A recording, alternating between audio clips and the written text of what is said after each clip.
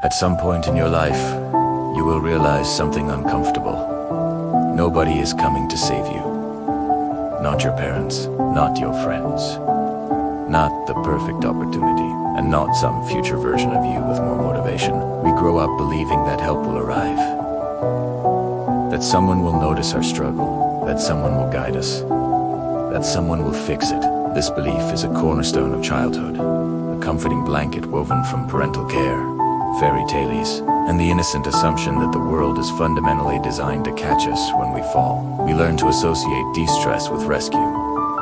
A scraped knee brings a bandage and a hug. A failed test brings a tutor or a word of encouragement. A broken toy is mended by a capable hand. In this early world, problems are temporary and solutions are external. Someone, somewhere, always has the answer. This conditioning runs deep, shaping our expectations for years to come. We carry this subtle, often unconscious, belief into our teenage years, and even into early adulthood. We wait for the right person to come along and make us feel whole. We wait for the dream job to land in our lap and give us purpose. We wait for a mentor to appear, a Gandalf or a Dumbledore, to point the way and illuminate the dark path ahead. We see our challenges not as our own to conquer, but as auditions for a savior. We perform our struggle, hoping it is compelling enough to attract a rescuer. We believe that if we just wait patiently, if we are just good enough, someone will step in. But adulthood has a different rule. It is a rule that is unwritten down in any textbook or spoken aloud at any graduation ceremony. It is a rule you learn by living, often through a series of quiet disappointments and lonely battles. Responsibility transfers quietly. One day, it's yours. There is no ceremony, no formal handover. It's not a key being placed in your palm or a contract you sign. It's a slow, creeping dawn that you might not notice until the sun is high in the sky. One day you wake up and realize that the phone isn't going to ring with the solution. The email with the perfect offer isn't coming. Your parents, who once seemed all-powerful, are now just people with their own fears and limitations. Your friends, while supportive, are busy fighting their own wars.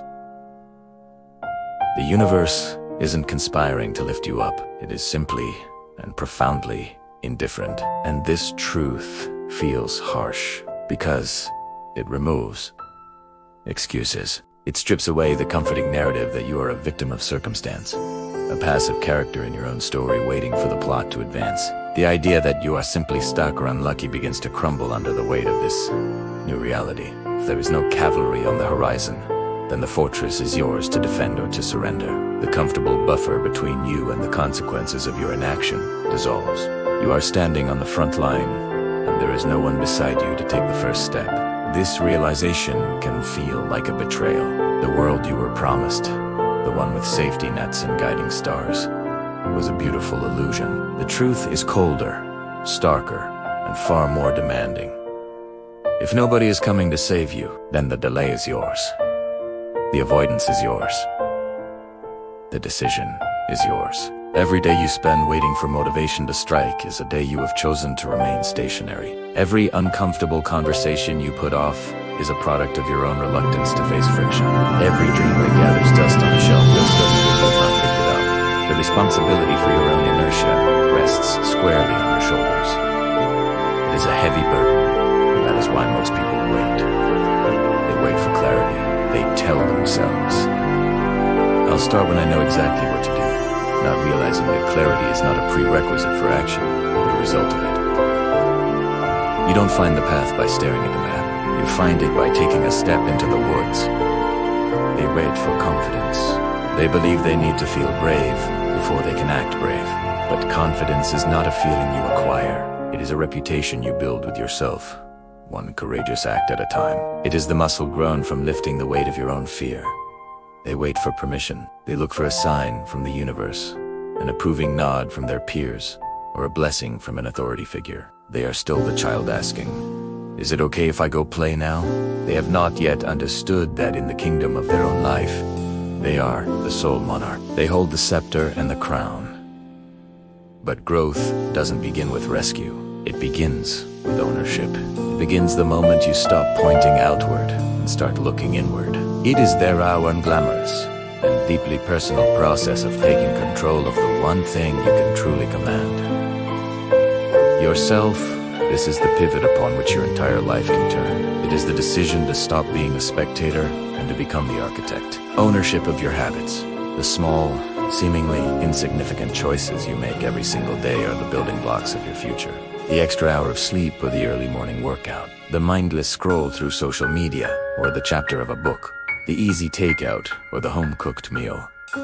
These are not just actions. They are votes for the person you are becoming. Owning your habits means recognizing that your life today is a lagging measure of your past choices, and your future life is being constructed by your present ones. Ownership of your reactions. You cannot control the events that unfold around you. You cannot control how other people behave, what taste, say, or what they think. The economy will fluctuate, people will disappoint you, and storms will come. But you have absolute, unequivocal dominion over how you respond.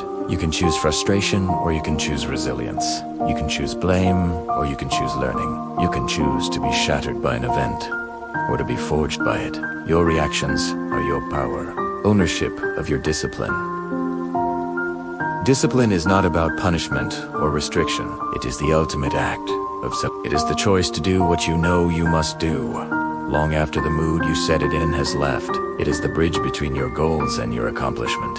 It is the internal engine that keeps you moving forward on the days when inspiration is nowhere to be found. Discipline is you, keeping the promises you make to yourself. You are not responsible for what happened to you, but you are responsible for what happens next. The past may have left you with scars, with disadvantages, with trauma. You did not choose your starting point. You did not choose the family you were born into, the circumstances of your youth, or the hardships you have been forced to endure. It is unjust to hold yourself accountable for the hand you were dealt. That is your history, and it is valid. But your future is your manuscript, and the pen is in your hand. You are responsible for the next chapter. You are responsible for deciding whether the wounds of the past will define you as a victim forever, or if they will serve as the backstory for a hero. You are responsible for seeking help, for learning new skills, for changing your mindset, for building a life that is not just a reaction to your past, but a creation of your will. This shift from what happened to me to what I will do now is the most profound act of self-liberation you can perform. It is the moment you reclaim your agency, and that shift changes everything. It changes how you see problems not as roadblocks, but as challenges to be overcome. It changes how you see failure as an indictment of your worth, but as a crucial part of the learning process. It changes how you see yourself not as a fragile object at the mercy of the world, but as a powerful, creative force. The moment you stop waiting to be saved is the moment your power returns. It flows back into you, not from an external source, but from a deep well within that you had forgotten existed. It is the power to choose, the power to act, the power to create. It is the power to become your own rescuer. You realize you had the key to the cage all along. Nobody is coming. Good. Now you're in control.